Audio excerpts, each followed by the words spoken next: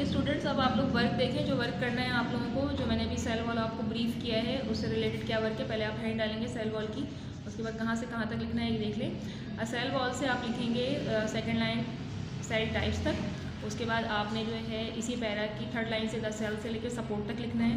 इसके बाद second para पे आप लिखेंगे इन प्लांट्स। इन प्लांट्स से लेकर आपको लिखना है इसको कंप्लीट आपको लिखना है काइटिन तक, लेकिन बीच में कुछ चेंजिंग करनी है, वो देख लीजिएगा। मैं पढ़ रही हूँ।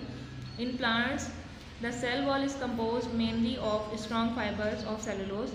Bacteria cell walls are composed of के बाद ये देखिएगा a sugar and amino acid called, इसको मैंने कट कर दिया है।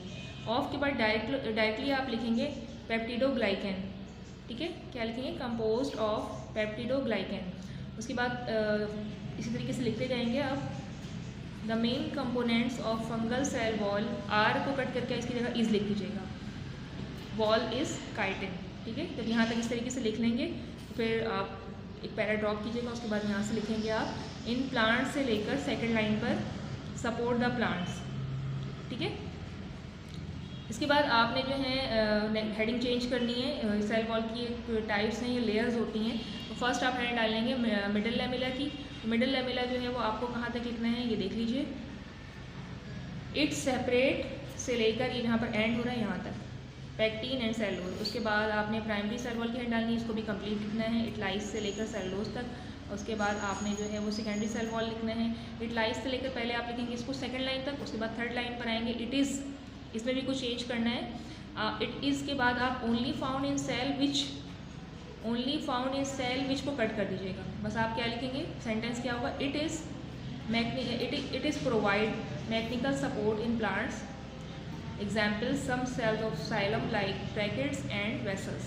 ठीक है, और कट क्या करना है आपको, only found in cell which, it is provide mechanical support in plants, यहाँ तक वेसल्स तक। ठीक है, देन उसके बाद आपने नेक्स्ट पेज पे ये भी कंटिन्यू है।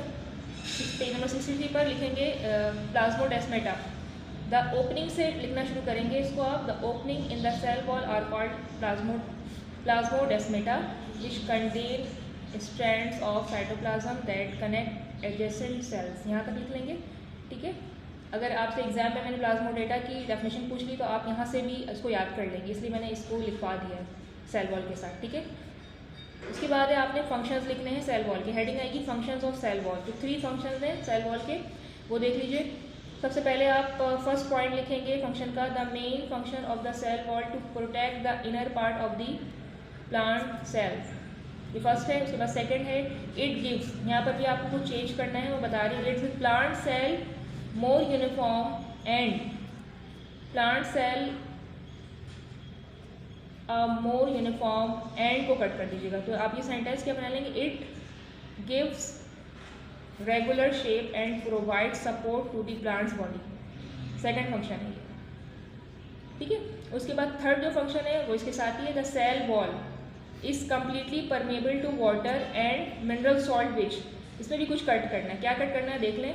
द सेल वॉल तो इसी तरीके से रहेगा, is completely permeable to water and mineral salt which, ये कट कर दीजिएगा। जो मैंने कहा है वो कट करेंगे आप, completely permeable to water and mineral salt which, उसको कट कर दीजिएगा। तो सेंटेंस क्या हो जाएगा थर्ड फंक्शन का, द सेल वॉल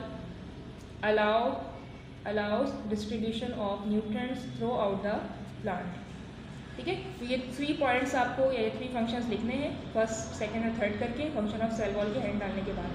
तो ये वर्क है, इस वर्क को अच्छी तरीके से कर लीजिएगा। ठीक है, समझ के, और इसी को आप याद भी कीजिएगा। ठीक है, अच्छी तरीके से वर्क कीजिएगा, लेक्चर भी अच्छी तरीके से सुनिएगा। इंशाल्लाह नेक्स्ट लेक्चर में मुलाकात होगी। अपना ख्याल रखिएगा। अल्लाह हाफ़िज़।